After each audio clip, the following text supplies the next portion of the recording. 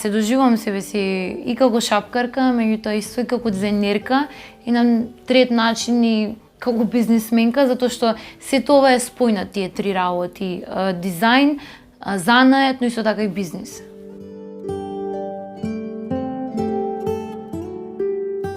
Не можеш да бидеш дизајнер ако не си го знаеш својот занает, така да тие два дела одат заедно.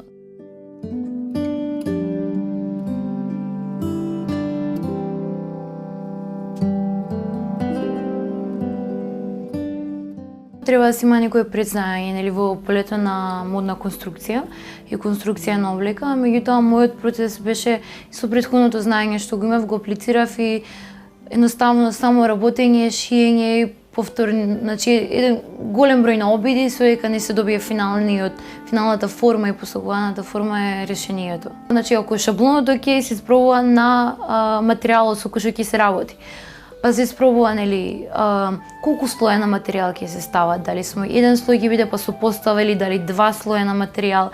Првично работев со две големини, меѓутоа сватив дека тука луѓето имаат и поголеми глави, па вметнав и трета големина. Така да целиот процес е постојано, нели, пробување, реадаптирање, значи не може се, нели, да се постигне тој посокон изглед ако не се работи, ако не се шие.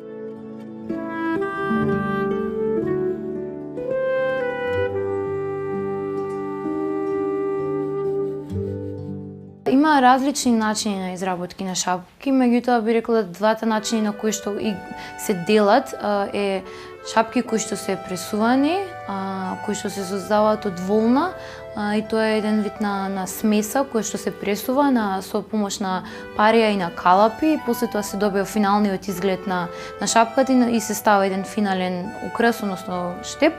А другиот начин на произведување на шапки, но и капи е со шиење, односно се крујат парчиња според шаблони и после тоа тие се шијат заедно за да се добие, нели, една целина и една шапка.